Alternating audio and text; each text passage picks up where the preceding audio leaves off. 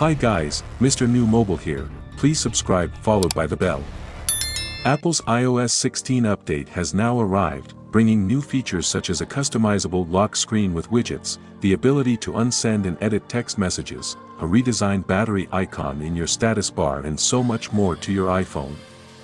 And while it might be a good idea to wait before installing an operating system update, just to let others stumble over any bugs or issues that might mess up your iPhone, if you're considering updating to iOS 16 right now, you want to follow the steps to make sure your phone is ready. If you own an iPhone that's from 2017 or later, it should be compatible with iOS 16, and iPads for iPadOS 16, which will release later this year, that will support Apple's new software update, but those features are only the beginning of what's new in iOS 16. Now install iOS 16. Once you have all that set, open your iPhone and go to Settings, General, Software Update. Wait a few seconds or minutes for the update to appear and then hit Download and Install for iOS 16. If you see the Download and Install option for iOS 15.7 instead, hit the Upgrade to iOS 16 button at the bottom of the page and then hit Download and Install for iOS 16. Enter your passcode to begin the process of updating. You'll be excited to learn that there are several new hidden features that could completely change how you use your iPhone.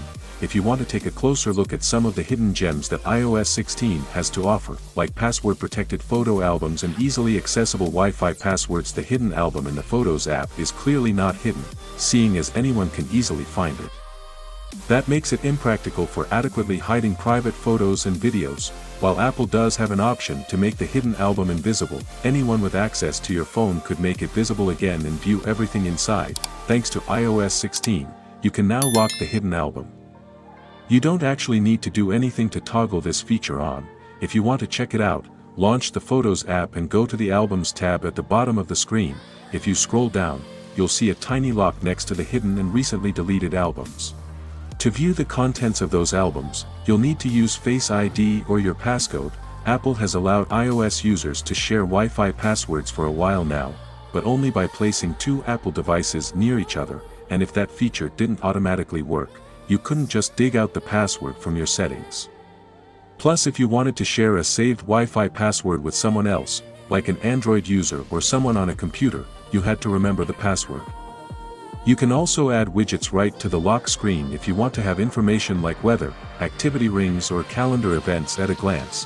You can tap on the plus sign under the clock to bring up the widget gallery. Then, just drag whatever widgets you want from the gallery onto your lock screen. If you want to shuffle through a set of photos throughout the day, you can choose the Photo Shuffle option. You can browse through the suggested photos library to find photos intelligently curated from your photo library. There are many more features that are not mentioned in this video, which I will bring in my next video. Well, without being said, let me know your thought in the comment below, and if you are new here, please subscribe, like the video, comment. Thanks for watching. See you on my next video. Peace out.